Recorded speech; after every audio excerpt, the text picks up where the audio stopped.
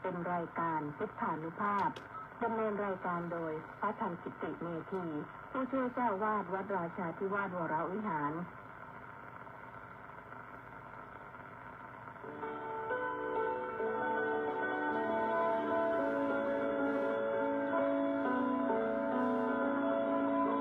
ได้เวลามาฟังพุทธานุภาพ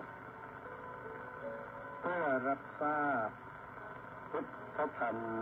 คำสั่งสอนเสริมมงคลให้ชีวิตก่อนหลับนอนรอพักผ่อนสุขสบายกายใจเทิน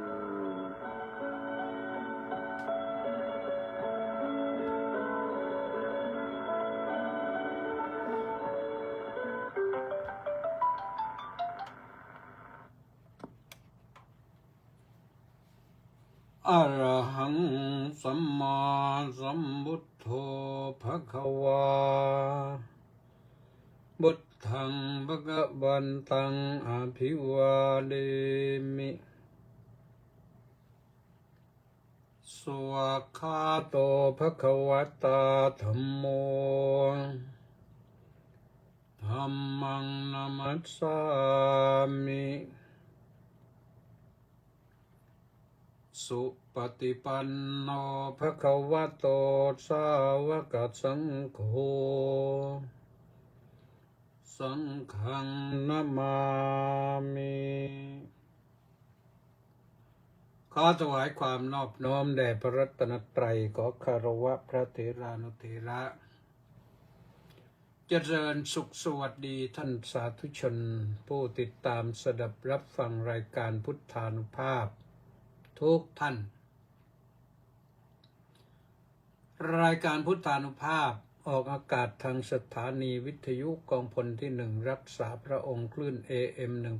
1350 กิโลเฮิรตซ์วิทยุเสียงธรรมจากชาวพุทธวัดอาทัยนเรศนครปฐมวิทยุพระพุทธศาสนาและสังคมวัดศรีทวีนครศรีธรรมราชวัดสามชุกจังหวัดสุพรรณบุรีและก็วัดหนองกายจังหวัดเชียงใหม่พร้อมด้วยออกอากาศทั้งภาพทั้งเสียงไปทาง Facebook ไลฟ์ที่กิตติเมธีK ตัวใหญ่ ITTIMETEE ก็ฟังกันได้เป็นประจำวันจันทร์ถึงวันศุกร์เวลา3 ทุ่มถึง4 ทุ่มวันนี้ก็มาพบกันวันศุกร์ที่7 กรกฎาคมพระพุทธศักราช2568ขึ้น10 ค่ำเดือน3หรือเดือนมาฆะก็เป็นเดือนมาฆะแล้วก็วันใกล้วันมาฆะคือวันขึ้น15 ค่ำเดือน3วันนี้ต้องขออนุโมทนากับคำรณแยมเยือนซึ่งออนไลน์มาพร้อมกับอีก702 ท่านติดตามสดับรับชมอยู่ก็ขออนุโมทนาสาธุนะฟังกันว่าเรื่อยๆไปนะแล้วก็ขออนุโมทนาแสงเดือนพิมพ์สอนบอกว่าสาธุเจ้าข้าสาธุกิมอินบุญท่านสาธุทองใสราชโคตรสาธุยุพิน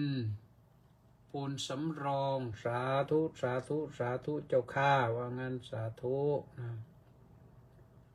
เวงซิกหุนหรือหันสาธุนะยุพินนั้นบอกว่าน้อมกราบนมัสการเจ้าข้าสาธุกำรณเยี่ยมเยือนก็บอกว่าเอาไม่ว่าอะไรก็เอากันว่าสาธุแปะนันทิการน้อมกราบนมัสการสาธุสาธุสาธุเจ้าข้าสาธุ มณีแสงจันทร์ก็บอกว่าน้อมกราบนมัสการสาธุสาธุสาธุเจ้าค่ะสาธุสมศรีลักษณะวิราชก็น้อมกราบนมัสการสาธุสาธุสาธุเจ้าค่ะสาธุเนติแก้วเคนก็บอกว่ากราบสาธุสาธุสาธุสาธุจารุชาบังก้าสาธุนะแล้วก็มีใครมีอีกพระครูสุนทรศรีละคุณวัดหัวเกาะรุงปากพนังสาธุครับวันนี้พระครูสุนทรนี่มาก่อนเพื่อนนะได้อันดับ1 number 1เลยก็อนุโมทนาทุกท่านที่อ่านชื่อไปแล้วนะเป็นเบื้องต้นก็ปรารภงานวันมาฆบูชากันสักหน่อยนะเนื่องจากว่าเป็นวันบุญวันกุศลญาติโยมสาธุชนได้โอกาสเป็นวันหยุดด้วยหยุดความวุ่นวายความยุ่งยากแต่ว่ามากุลีกุจอทำกิจที่เป็นบุญเป็นกุศลเวลาทำกิจเป็นบุญเป็นกุศลนี่ทำให้สบายใจนะโยมนะทำให้สบายใจให้มีความสุขใจถ้าให้ดีก็ไปวัดไปวาวันที่12นี่นะวันมาฆะนี่อย่าไปคนเดียวมีลูกพาลูกมีหลานพาหลานพาลูกหลานให้ไปรู้จักวัดวาอารามไปรู้จักพระพุทธพระธรรมพระสงฆ์ให้เกิดความคุ้นเคยความคุ้นชินถ้าเด็กถามอะไรก็จะได้ตอบเราตอบไม่ได้ก็ให้พระคุณเจ้าท่านตอบให้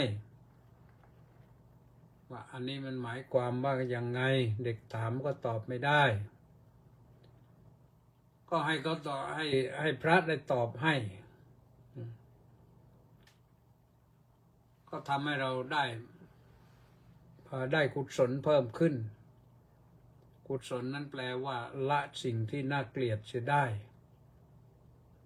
แต่กุศลนั้นแปลอย่างหนึ่งว่าความฉลาดคนที่ฉลาดก็คือทำสิ่งที่ดีที่เป็นบุญเป็นกุศลนะคนที่ไม่ฉลาดก็ไปทำอะไรเป็นแบบคนไม่ฉลาดนะก็ไปสร้างสิ่งที่เป็นบาปเป็นอกุศลให้ตนต้องมารับความเดือดร้อนในภายหลังก็ระมัดระวังไปพาบุตรหลานไปวัดผู้หญิงก็ได้ผู้ชายก็ดีไปได้ทั้งนั้นแหละวัดแต่ว่าไปแล้วก็ดูแลด้วยอย่าห่างสายตาเพราะออกไปแล้วไม่ใช่ว่าไปถึงวัดแล้วปล่อยให้ลูกหลานเที่ยววิ่งไม่รู้อะไรก็มันก็ไม่ถูกต้องเหมือนกันเด็กอาจจะพลาดจะพลั้งได้ไปโดนอะไรเข้าก็ไม่รู้นะหรือวิ่งหายไปเราไม่รู้พอมัวแต่บอกว่าโอ้ยมัวแต่นั่งฟังธรรมไม่ได้ดูไม่รู้หายไปไหนแล้วยุ่งเลยทีนี้นะฟังธรรมก็ฟังชวนเขาฟังด้วยแนะนำให้เขาฟังด้วยว่าอะไรหรือจะให้เขาทำอะไรที่อยู่ใกล้ๆห้ามออกไปไกลๆเขาจะได้เกิดความคุ้นชินเหมือนกับหลายๆท่านนะหลายๆท่านที่เคยได้ยินได้ฟังมาเนี่ยอย่างอาจารย์แม่นี่คนหนึ่งอะอาจารย์แม่คืออะไรนะ ท่านบอกว่าไปกับยายไปวัดไปกับยายจนติดเป็นนิสัย เติบโตขึ้นมาแล้วก็ขาดวัดไม่ได้ ก็ทำไม่ได้ส่วนบุญส่วนกุศลแล้วก็ฉลาด มีไหวพริบปฏิภาณดีเข้าใจธรรมะดีก็ได้ฟังมาตลอด แล้วก็ศึกษาหาความรู้เพิ่มเติมเองบ้างก็ได้นะไปเพื่อขัดเกลากิเลสของเราร่างกายนั้นเราขัดเกลาด้วยน้ำที่บ้านได้แต่ใจนี่เราต้องไปรับน้ำคือธรรมะมาชำระใจรับน้ำคือศีลน้ำคือธรรมมาชำระใจให้กายใจสะอาดพระพุทธองค์ก็ทรงแนะนำอย่างนี้นะว่าให้ชำระกายใจให้สะอาดชำระกายด้วยศีลชำระใจด้วยธรรมคือสมาธิปัญญานะใจสะอาดแล้วมันก็เกิดความสว่างแล้วมันก็ได้ความสงบพอรู้ว่าอะไรเป็นอะไรใจสะอาดและสบายสิ่งที่สะอาดนี่มันน่าใช้ทั้งนั้นแหละท่านทั้งหลายเสื้อผ้าที่ซักสะอาดดีนี่มันก็น่าใช้น่าสวมน่าใส่บ้านที่เช็ดปัดกวาดดีสะอาดก็น่าอยู่เก้าอี้ที่เช็ดดีก็น่านั่งอาหารที่สะอาดดีก็น่าบริโภคมันปลอดภัยความสะอาดนี่ดีทุกอย่างนะดีทุกอย่างเลยสะอาดกายสะอาดใจสะอาดตาสะอาดใจทำได้ดีต้องขัดเกลานะต้องขัดเกลาเราเอาธรรมะเอาศีลเอาธรรมมาขัดเกลาจิตใจไปวัดแล้วก็ขัดเกลาด้วยศีลก็รับศีลก็รักษาศีลในตลอดทั้งวันรุ่งเช้าขึ้นมารักษาศีลต่อไปอีกก็ยังได้ไม่ได้หนักอะไรนี่ก็สบายรักษาศีลดีแล้วนี่ก็มันทำให้ประหยัดเยอะนะทีนี้ถ้าจะให้สะอาดใจก็ต้องใช้ธรรมะน้ำคือธรรมะต้องรักษาใจเราต้องขยันขัดเกลาเพราะโดยปกติใจเรานี่มันก็หมักหมมไปด้วยความโลภความโกรธความหลงความโลภแล้วมันก็เกิดความอยากได้ขึ้นมาไม่รู้จักจบไม่รู้จักสิ้นไม่รู้จักพอได้เท่านี้แล้วจะเอาให้ได้เท่าโน้นแล้วจะเอาให้ได้เท่านั้นให้มากขึ้นสมัยนี้โลภมากไม่ได้นะโยมอันตรายใครมาเที่ยวโทรมาบอกว่าทำอย่างนั้นแล้วจะได้กำไรเพิ่มอย่างนั้นเป็น10 เท่า20 เท่าอย่าเพิ่งเชื่อนะอย่าให้ความโลภมันครอบงำจิตใจเพราะความโลภครอบงำแล้วก็เชื่อไปพอเชื่อแล้วก็โดนหลอกบางทีก็บางคนก็หลอกนิดหน่อยทีละนิดทีละหน่อยแต่ไม่บอกว่าจะได้คืนตรงนั้นจะได้คืนตรงนี้เท่านั้นเท่านี้แต่เอาก็จริงๆมันไม่ได้คืนนะมันติดขัดโน้นติดขัดนี่โอ้โหสารพัดเลยแต่รับนี่ต้องรับทุกงวดเลยตกลงรับทุกวันก็ทุกวันจ่ายกันไปจ่ายไปจ่ายมาจนกระทั่งว่าคนจ่ายนี่กลายเป็นโรคซึมเศร้าเพราะว่าหาเงินจ่ายไม่ทันอันนี้เขาก็ไม่รู้เขาเรียกอะไรนะเขาเรียกแชร์ลูกโซ่หรืออะไรก็ไม่รู้นะทำไปก็เสียหายไปหลายคนแล้วแหละนะเสียหายไปหลายคนแล้วก็น่าสงสารอยู่เหมือนกันนะแต่ว่าก็ไม่รู้จะว่าอย่างไรแล้วคนที่ไปหลงอย่างนั้นแล้วบอกเตือนก็ไม่เชื่อนะ บอกเตือนว่าอย่างนั้นอย่างนี้ไม่เชื่อ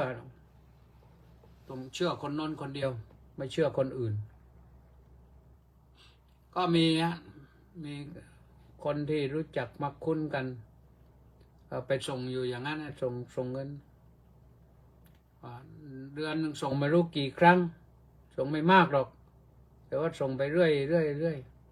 แต่บอกว่าจะได้วันนั้นจะได้วันนี้จะได้แต่ไม่เคยเห็นได้สักทีเลยแต่ทีนี้พอส่งมากเข้านี่ก็เสียดายจะไม่ส่งก็กลัวว่ามันจะขาดจะผิดนัดแล้วเขาจะไม่คืนให้แต่ส่งไปเขาก็ยังไม่คืนให้นั่นแหละเพราะเขาหลอกเพราะฉะนั้นเราอย่าให้ความโลภครอบงำจิตใจนะชำระใจให้สะอาดความโกรธก็อีกแบบหนึ่งฉุนเฉียวง่ายอันนั้นก็โกรธอันนี้ก็โกรธสามีโกรธภรรยาโกรธญาติพี่น้องโกรธลูกโกรธหลานไม่รู้จะโกรธใครเอามาโกรธตัวเองลงโทษตัวเองปึ้งปัง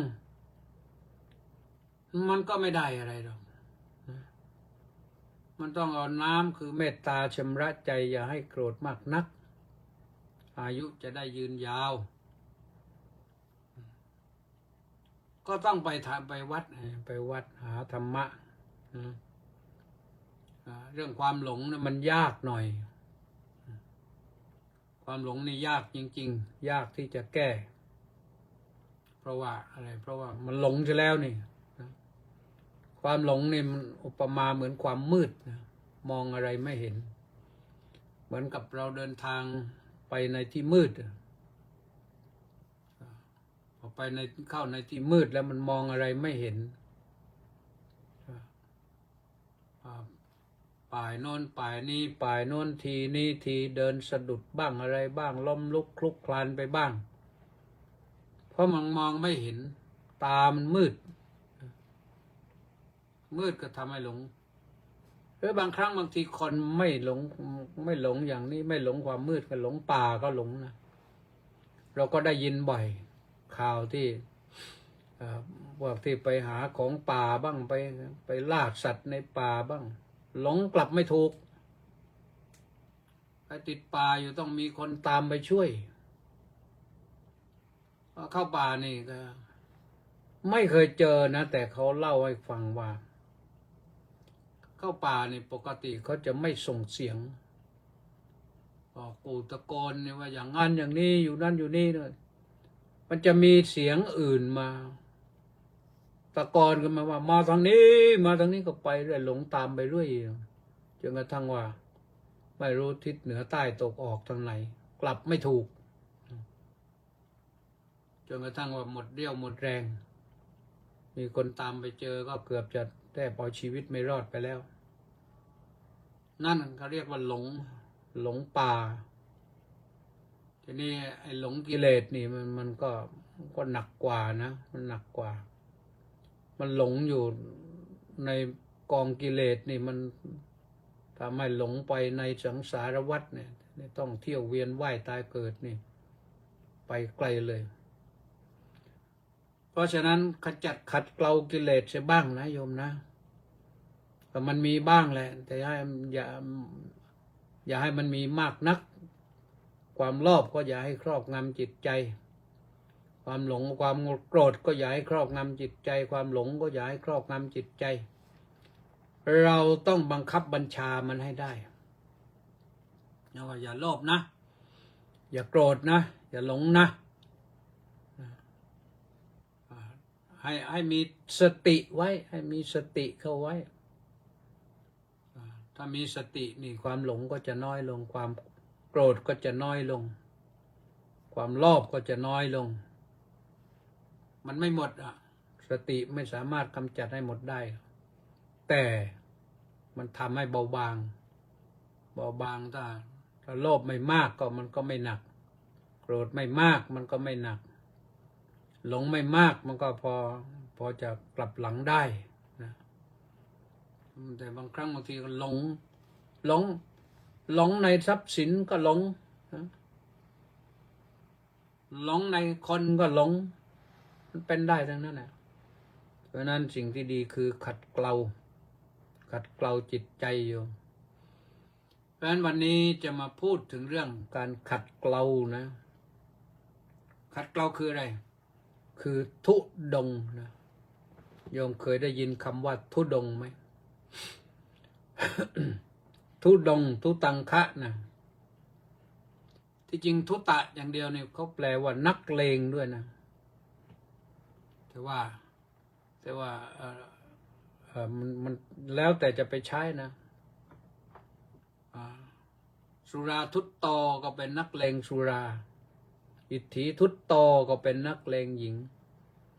อักขทุตโตก็เป็นนักเลงเล่นการพนันทุตตะเนี่ยทีนี้แต่ว่าพอทุตตะอังคะทุตังคะองค์ทุดงค์มันมีอยู่13นะโยม13นี่โยมปฏิบัติได้บ้างไม่ได้บ้างถึงแม้พระก็ปฏิบัติได้บ้างไม่ได้บ้างในบางฤดูกาลทุดงค์13คืออะไรบ้างเป็นเครื่องมือกำจัดกิเลสนะขัดเกลาจิตใจให้กิเลสมันเบาบางอย่างข้อที่1อย่างเนี้ยปังสุกุลิกังคะนะองค์แห่งทุดงค์คือถือผ้าบังสุกุลเป็นวัด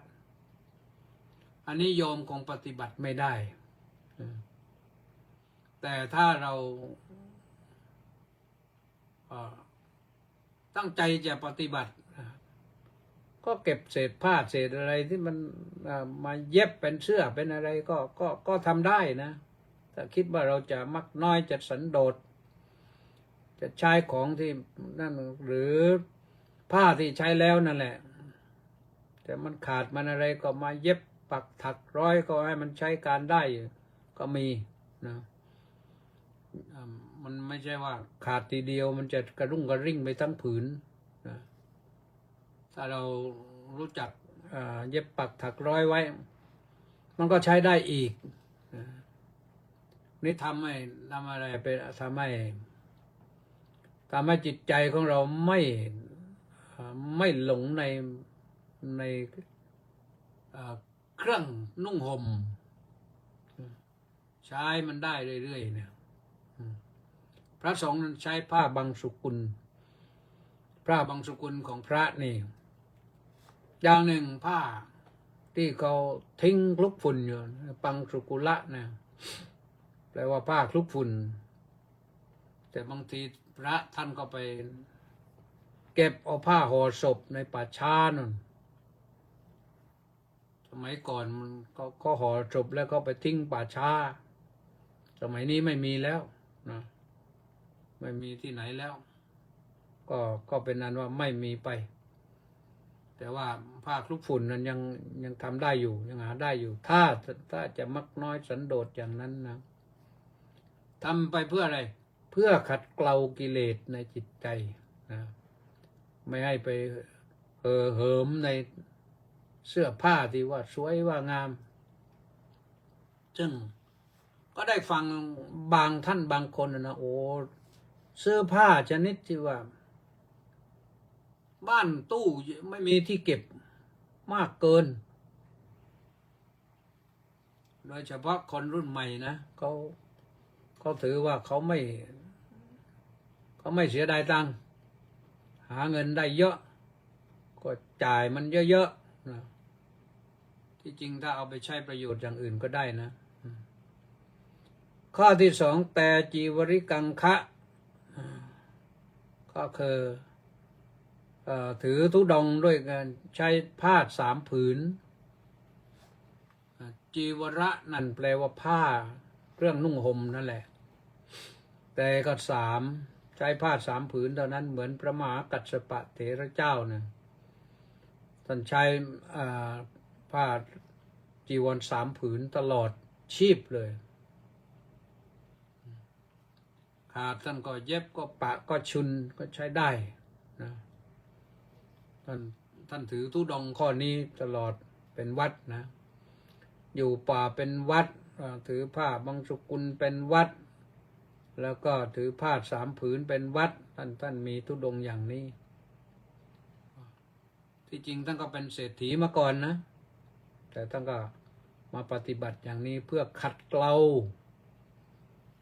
าจิตใจของท่านขัดได้แล้วท่านเป็นพระอรหันต์แล้วท่านก็ถือปฏิบัติตลอดเลยนะโยมทำได้หรือเปล่าโยมลองดูนะแต่โยมก็ต้องใช้หลายผืนหน่อยนั่นแหละแต่อย่าให้มันมากกันแล้วกันนะข้อที่ 3ปิณฑปาติกังคะถือบิณฑบาตเป็นวัดบิณฑบาตเป็นวัดคือเป็นวัดก็ประพฤติเป็นปกติต้องบิณฑบาตพระพุทธเจ้าก็บิณฑบาตเป็นวัดพระมหากัสสปะเถระเจ้าท่านก็บิณฑบาตเป็นวัดนี่บิณฑบาตนี่เป็นอริยวงศ์นะเป็นอริยวงศ์ของพระอริยเจ้าพระพุทธเจ้านะเคยเสด็จไปกรุงกบิลพัสครั้งแรกก็ไปบิณฑบาตอยู่พระเจ้าสุโธทนะได้ทราบข่าวว่าไปอย่างนั้นก็โอ้ยตรัสนิมนต์ให้กลับมาเลยทำไมลูกทำอย่างนี้นะกบิลพัสเราก็มีอาหารเยอะแยะจารีตของเราก็ไม่ใช่อย่างนั้นนะพระพุทธเจ้าก็ตรัสเทศน์ให้ฟังว่าภาพปฏิบัติตามอริยวงศ์นะ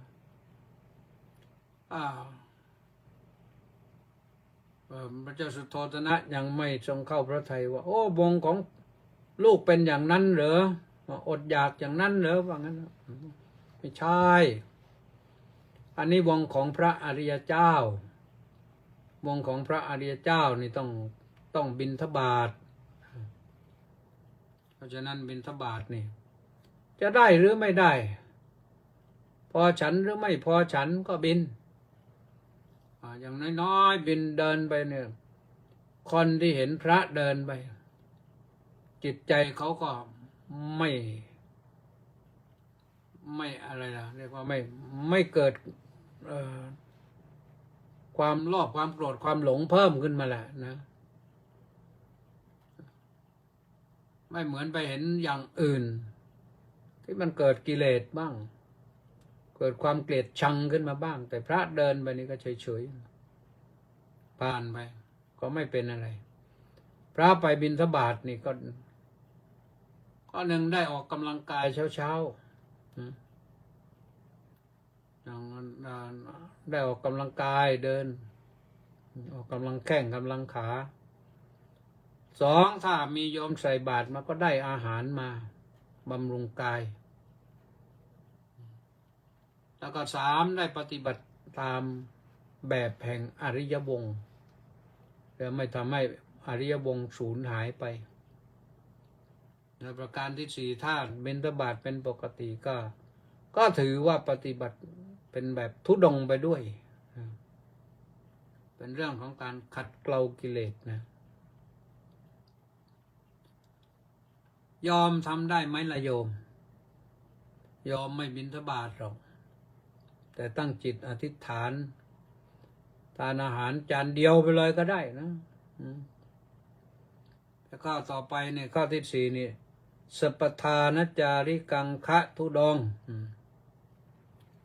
นี่ก็ทุดงค์ที่เดินบิณฑบาตไปตามลำดับตรอก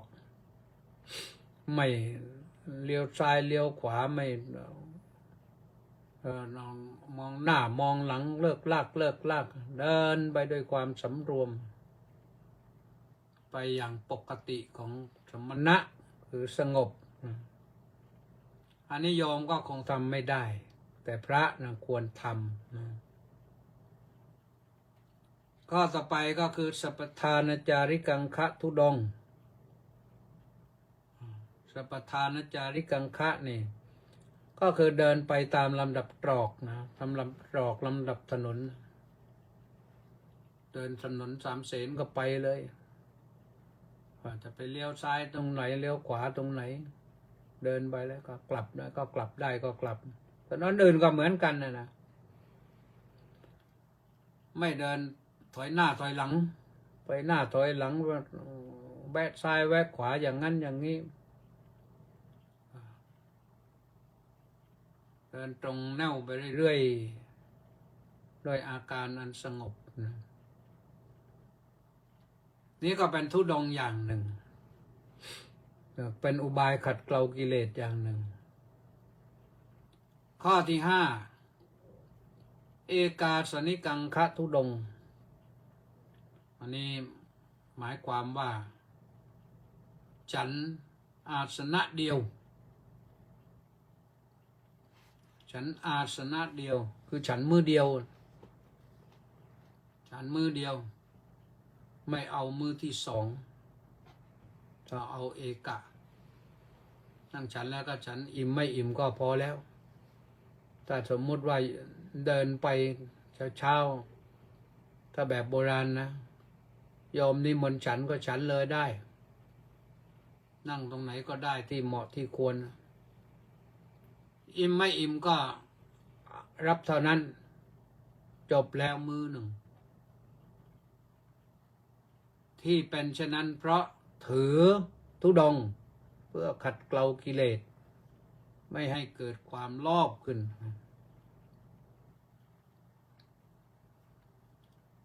ที่ไม่เกิดความโลภเพราะตั้งจิตอธิษฐานไว้การถือธุดงค์นี่ต้องตั้งจิตอธิษฐานนะ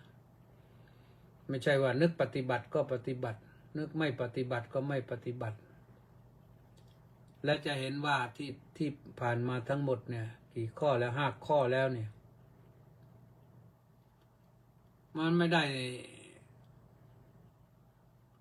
ยอมเคยเห็นไหมอย่างเนี้ย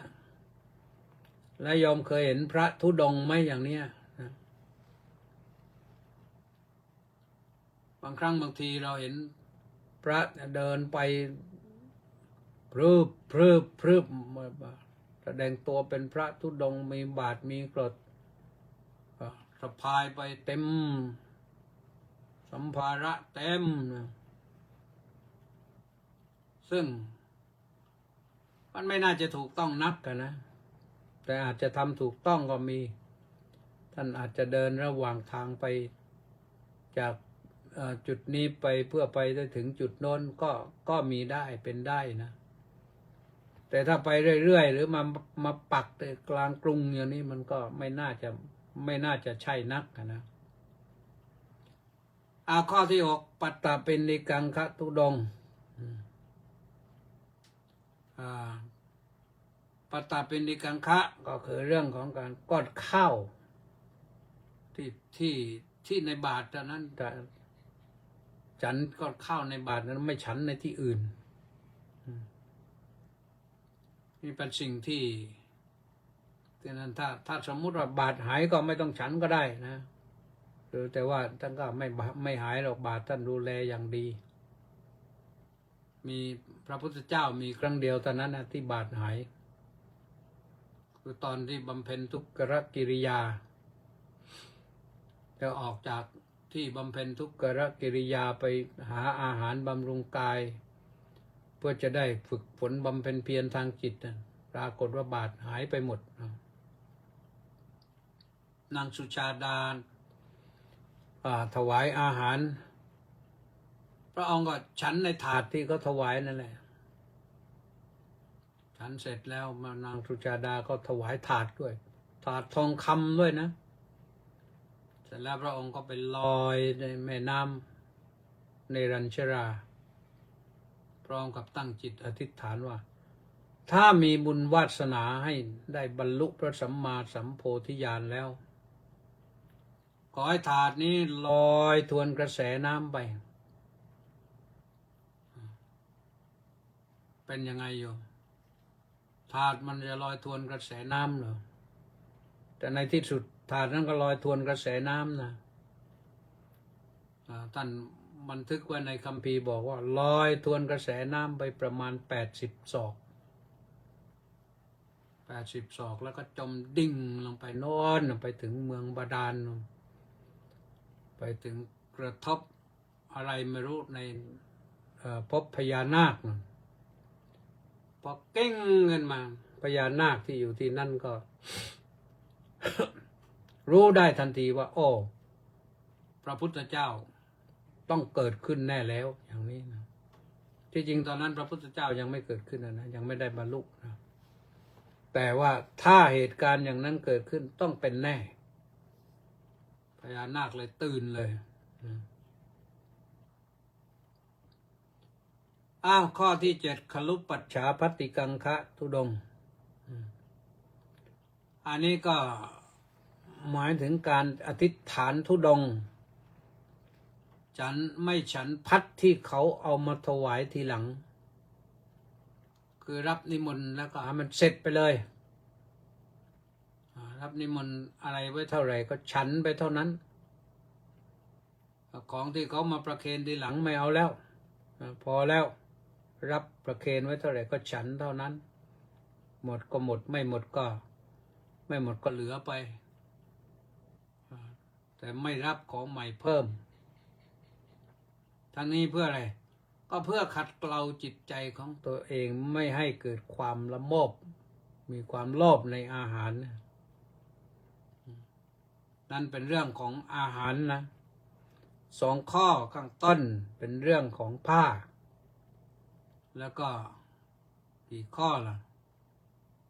4 ข้อ5 ข้อ4 ข้อ5เป็นเรื่องของอาหารบิณฑบาตแล้วไปถึงข้อที่8ทีนี้เปลี่ยนแล้วอารัญญิกังคะธุดงค์อยู่ป่าเป็นวัดอารัญญิกังคะธุดงค์ถืออยู่ป่าเป็นวัดเดี๋ยวนี้ก็ลำบากนะข้อนี้เพราะว่าที่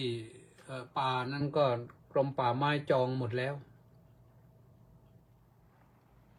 พระก็เข้าป่าไม่ได้พระบอกพอเขาประกาศเป็นเขตป่าสงวนแห่งชาติเนี่ยพระธุดงค์ท่านเศร้านะตอนนั้นนะเพราะว่าบางท่านอยู่ป่าเป็นปกติอยู่พระธุดงค์ในวัดเราในบ้านเรานี่แหละนะพระสายกรรมฐานเนี่ยพระที่เราเรียกว่าพระป่านะท่านเศร้านะไม่รู้จะว่ายังไงแต่ว่านั้นเป็นเรื่องของบ้านเมืองก็ออกเป็นกฎหมายก็ต้องเจรจากันพอสมควรตอนนั้นในที่สุดก็รู้สึกว่าอารมณ์อร่วยกันวัดที่อยู่ในป่าแล้วก็อยู่ได้พูดถึงเรื่องนี้เมื่อวานก็ฟังวิทยุมีท่านหนึ่งก็รู้สึกว่าพูดดีนะ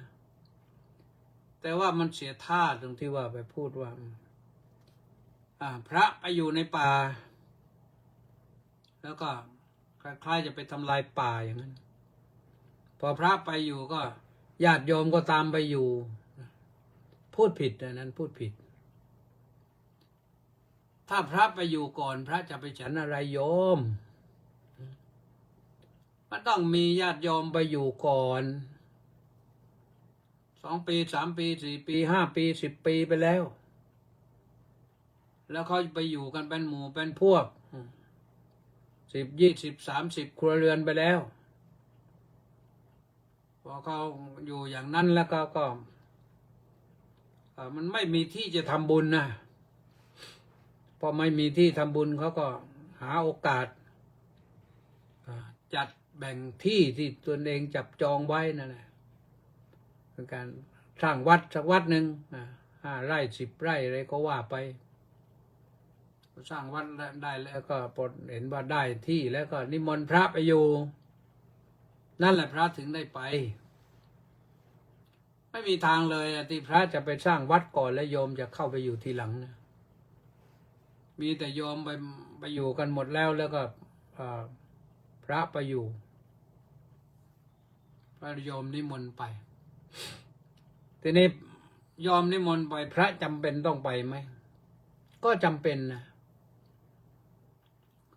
อาตมาภาพเองเคยสนทนากับพระเถระรูปหนึ่งทีแรกก็พูดอย่างนี้ว่ามันสร้างไปทำไมในป่าอย่างนั้นอย่างนั้นอย่างนี้ก็ท่านก็โต้มาว่าท่านเจ้าคุณเราไม่ได้ไปรุกป่าไปช่วยดูแลป่าด้วยรักษาป่าด้วยแล้วทีนี้ถ้าหากว่าเขาไปอยู่กันเป็น20-30 ครัวเรือนแล้วเนี่ยเขาไม่มีที่จะทำบุญเลยคนเหล่านั้นก็ห่างไกลศาสนาห่างไกลบุญห่างไกลคุณงามความดีแล้วเราจะไปทิ้งเขาได้อย่างไรท่านต่อไปอีกว่าแล้วถ้าหากว่าเกิดเราไม่ไป พระสงฆ์ไม่ไปอยู่เป็นเพื่อนโยมถ้าเกิดศาสนิกในศาสนาอื่นเขาไปอยู่ล่ะถ้าต่อไปคนที่นับถือศาสนาพุทธแล้วจะไม่เปลี่ยนไปเป็นศาสนาอื่นไปหมดเหรอเราฟังแล้วก็โอ้จริงเหมือนกันท่านก็มีเหตุผลเพราะฉะนั้นนะมันเหตุผลมันมีอยู่ที่พระต้องไปอยู่นะแต่ที่แน่ๆก็คือไม่มีทางที่พระจะไปอยู่ก่อน2 ปี 3 ปี 5 ปีจะไปถางป่าถางพงสร้างวัดขึ้นมาแล้วก็โยมจะตามไปทีหลังเป็นไปไม่ได้เลยนะพระที่ท่านมักน้อยสันโดษอธิษฐานอารัญญิกังคะธุดงค์คืออยู่ป่าเป็นวัดเพื่อไม่ให้สิ่งยั่วยวนทั้งหลายในเมืองเนี่ยมันรบกวนจิตตประสาทของท่านนะท่านไปอยู่สบายสงบสบายนี่แล้วก็ดีนะการอยู่ป่านี่ทำให้จิตสงบง่ายถ้าสมมติว่าอยู่ค่ำๆดึกดื่นไม่มีใครอื่นอยู่อาจจะเกิดความกลัวขึ้นมายิ่งเกิดความกลัวจิตยิ่งนิ่งอยู่กับนั่นแหละไม่ไปไหนเอาข้อที่9ลุกขมูลิกังคะธุดงค์อยู่โคนไม้เป็นวัดอันนี้อาจจะไม้ใหญ่มากใหญ่น้อยนะอาจจะเป็นไม้ต้นเดียวอยู่กลางทุ่งก็ได้หรือใต้โคนไม้ในป่าก็ได้ให้มันเป็นลุกขมูลเรียกว่าลุกขมูลไม่ยินดีในเรื่องกุฏิวิหารอยู่คล้ายๆกับป่านั่นแหละแต่ว่าอยู่ใต้ต้นไม้เท่านั้นเองนะถามว่าอย่างนี้ยอมปฏิบัติได้ไหมลุกขมูลนี่ยอมปฏิบัติได้นะอารัญญิกังคะก็ยอมปฏิบัติได้แต่ไม่ตลอดทั้งปีหรอกแม่พระก็ไม่ใช่ว่าจะอยู่ได้ทั้งปีมีบางฤดูกาลที่ปฏิบัติได้ข้อต่อไปอัปโภกาสิกังคะธุดงค์อยู่กลางแจ้งถ้าเป็นกรุงเทพก็เลยไปอยู่นั่งปักกลดที่กลางสนามหลวงอย่างนั้นแต่นี่เป็นเขตห่วงห้ามของกทมนั่งไม่ได้หรอกแต่ถ้าไปที่อื่นที่ว่างๆโล่งๆที่เจ้าของไม่หวงก็ไปนั่งได้นะแต่ถ้าเจ้าของหวงเขาก็ไล่ก็ได้นะอัปโภกาสิกังคะธุดงค์ยอมก็นั่งปฏิบัติได้ไปนั่งตรงไหนสักที่หนึ่งแล้วก็นั่งให้กลางวันกลางคืนก็ได้นะข้อที่11ก็คือโสสานิกังคะธุดงค์อันนี้อยู่ป่าช้าเมื่อ2 วันเนี่ยโยมที่นครพนมโทรมาคุยสนทนากันแล้วก็เล่าให้ฟังว่าโยมก็ไปถือธุดงค์ไปนั่งกรรมฐานในป่าช้า และป่าช้าที่ผีค่อนข้างแรงด้วยว่างั้นแต่ก็ไปอยู่ได้ไปนั่งได้ไปถึงก็จัดการไหว้พระทำวัดอะไรเรียบร้อยแล้วก็ตั้งจิตอธิษฐาน แล้วก็มีคนมานะมีคนมา4 คนหรือไงเนี่ย แล้วก็มา แต่ก็ไม่ได้มาทำอะไร มาแล้วก็เดินผ่านไปเหมือนกับทหารเดินแถวไปแล้วแหละผ่านหายไปทีนี้พอนั่นแล้วก็มีพระไปด้วย ก็เลยสักพักหนึ่งก็ถามพระว่า เห็นคนเดินมาทางนี้บ้างไหมวะพระก็บอกว่าก็เห็นเหมือนกันนะแต่ไปผ่านหายไปเลย แต่ที่แท้ๆแล้วก็คือไม่ใช่คนพอเดินเข้าป่าลึกไปนั้นถ้าคนไม่มีสติสัมปชัญญะดีอาจจะตื่นเต้นตกใจกลัวก็ได้นะข้อ12ยถาสันตติกังคทุดงค์อธิษฐานถือธุดงค์อยู่ในที่ตามที่เขาจัดให้อะไรก็ได้อยู่ตรงไหนก็ได้อยู่กลางลานก็ได้อยู่ศาลาก็ได้อยู่กุฏิก็ได้นะในข้อสุดท้ายก็คือเนสัชชิกังคะทุดงค์นี่ก็นั่งเป็นวัดไม่นอนเหมือนที่เราเคยได้ยินนะเคยได้ยินบ้างหลวงปู่เปลื้องพัทลุงนี่ท่านนั่งตลอดชีพเลยไม่นอนหรือในคัมภีร์ก็มีนะเพราะฉะนั้นอันนี้ทั้งหลายทั้งปวงนี่ท่านทำไปเพื่อขัดเกลากิเลสนะไม่ใช่เพื่ออื่นเพื่อขัดเกลากิเลสทุดงค์แปลว่าขัดเกลานะจึงขอฝากไว้โยมปฏิบัติก็ได้ทั้ง3 วัน5 วันอธิษฐานไปก็ได้นะทำได้ทั้งนั้นแหละแต่บางข้อมันไม่ใช่หน้าที่ของโยมนะเราต้องเลือกดูเอาพระนั้นท่านทำได้ทุกข้อแต่ไม่ใช่ได้ทุกวันไปเอาละก็ฝากไว้เท่านี้นะโยมนี่ต่อไปก็จะได้อ่านรายชื่อนะเมื่อตะกี้เราไปที่ติมอินบุญแท่นก็ว่าไปแล้วนะทองใสราชโคตบอกว่าน้อมกราบนมัสการหลวงพ่อเจ้าคุณขอรับสาธุสาธุสาธุเฉลิมพนัสโนไทยกราบถวายความเคารพอย่างสูงครับสาธุเจบุมาสาธุกิมอินบอกว่ากราบนมัสการเจ้าค่ะสาธุสาธุสาธุสาธุเจ้าค่ะสาธุเจบุมาบอกว่าน้องกราบสาธุสาธุสาธุอนุโมทามิสาธุต้าสิทธิมงคลนมัสการสาธุครับว่างั้นสาธุตาลแสนดีสาธุเบนคิมกราบนมัสการพระเดชพระคุณท่านเจ้าคุณอาจารย์ด้วยความเคารพครับสาธุมัคโคน่าโมเมกราบนมัสการสาธุเจ้าค่ะสาธุพระมหาบุญนานากินจโนหายไปแล้วหลายวันแล้วนะมาแล้วขอถวายความเคารพท่านเจ้าคุณอาจารย์ที่เคารพอย่างสูงเสมอสาธุวัชรินโนภาโสรามรสสาธุสุพรรณีวันดีสาธุในแก้วใจพิญญาสนบัตรกราบนมัสการเจ้าค่ะท่านเจ้าคุณอาจารย์สาธุสุพรรณีวันดีก็บอกว่าสาธุสาธุสาธุสาธุสุขุมวังบอกว่าน้อมกราบถวายความเคารพพระเดชพระคุณเป็นอย่างสูงครับพร้อมสาธุนี่มาจากพนมเปญนนแต่ว่าไปอยู่เวอร์จิเนียนนสาธุครับคิดถึงกันวรนันท์ขาวสีสาธุสุมาลักษมีบอกว่า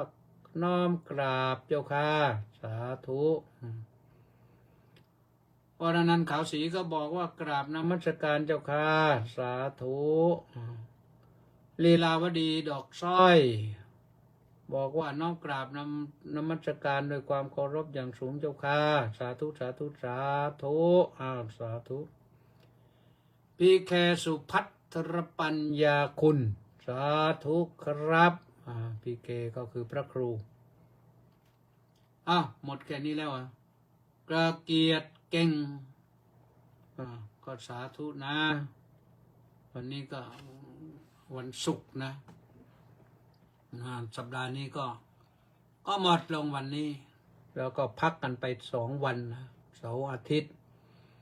แล้ววันจันทร์ค่อยมาว่ากันใหม่โยมที่มาแล้วก็จบแล้วก็แชร์ได้นะแชร์ไปให้คนอื่นฟังด้วย